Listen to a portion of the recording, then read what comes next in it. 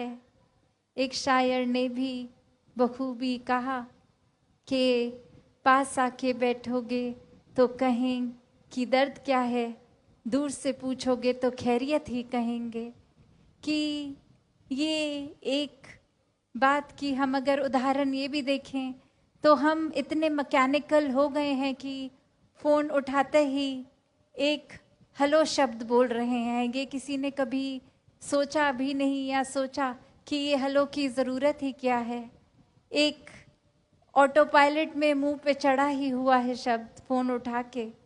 एक उसके बाद फिर हाँ जी धनंजय जी ठीक हैं, हाँ जी और घर परिवार में सब ठीक हैं, ऐसी कुछ 3-4 लाइनें रटी रटाई सी, ये पूछनी नहीं पूछनी, ये बस मुंह से खुद ब खुद ही निकल रही हैं। और उसके बाद जाके कहीं एक अक्सर वही बात कि वैसे किसी का खैरियत पूछने का ख्याल उस वजह से तो शायद फ़ोन नहीं किया होगा, शायद हमें अपना ही कोई काम होगा उनसे।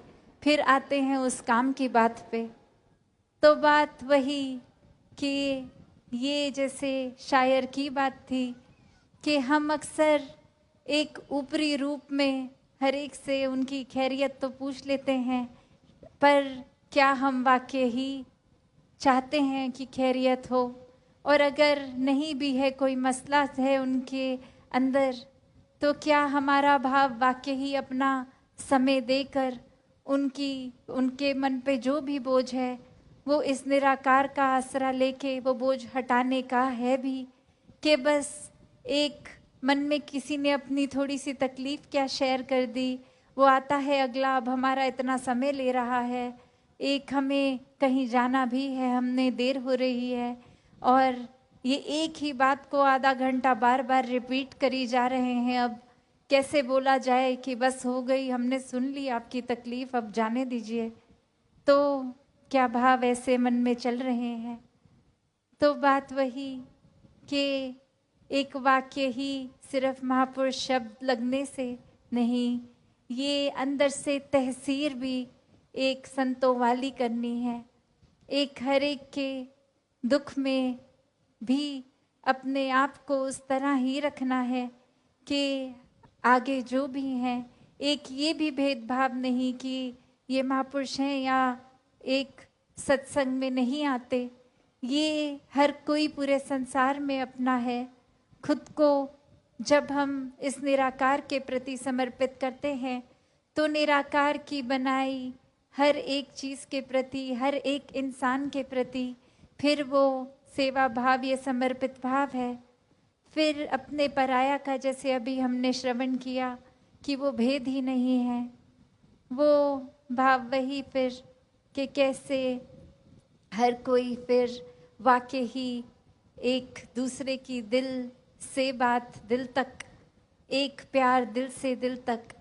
और फिर यही कि फिर वो शायर को इस तरह नहीं कहना पड़ेगा, क्योंकि एक वो रूप ही जो दूर से पूछने का और पास से पूछने का ये रहा ही नहीं, कि फिर ये फर्क नहीं पड़ता कि कोई हमारा एक मित्र मीलों दूर कहीं बैठा है या बिल्कुल साथ वाली कुर्सी पे।